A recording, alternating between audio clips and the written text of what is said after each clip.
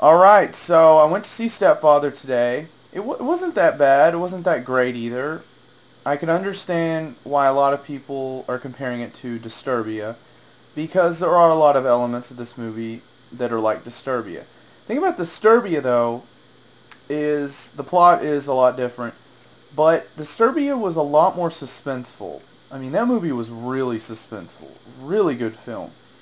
And, this movie you you already know he's a killer because at the beginning of the film it shows him change his appearance and you see the family he had is dead and you see him leave and he ends up meeting the woman who he ends up being engaged to, and that's where the whole story begins.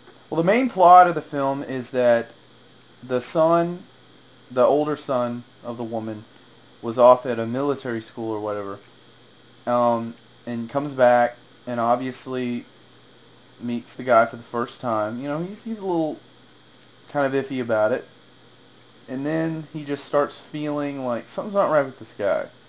Don't get a good feeling, and of course, the story progresses. He becomes more psycho, and there's a lot of things about him, like he won't get his picture taken. He won't. He always pays with cash. Just a lot of things that kind of ring a bell. Like, okay, obviously this guy does not want anyone to know where he is. You know, what he looks like or anything like that. And an old lady, sees someone on America's Most Wanted who looks like him. Obviously, each person that affect his family, plan he has gets killed. I know I'm revealing a lot of stuff, but it's a remake, so this is basically already pretty much, knowledge. One thing that they seem to do a lot of movies, the girlfriend of the older boy, who was really hot, by the way, she was in Pineapple Express, if you didn't notice.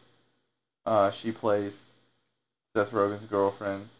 That was the first thing I noticed. But anyway, I noticed that they kind of flaunted her a little bit. There was a lot of times where she's, on the phone half naked, which of course was really awesome, but it's kind of funny when it's obvious why they're doing that. It's really funny.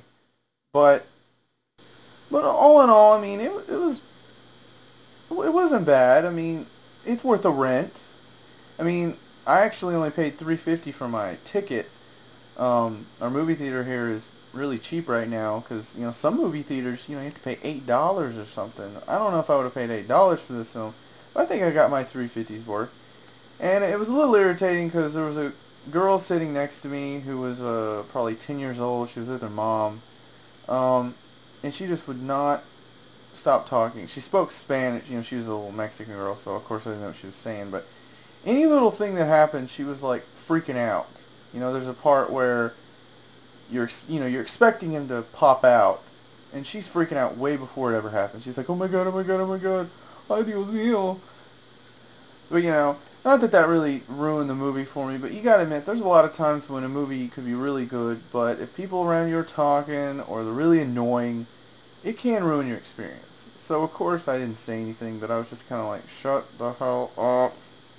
And there was a lot of young teenagers that were on their phones every 5 seconds. But, I just kind of concentrated on the film anyway. I didn't really care.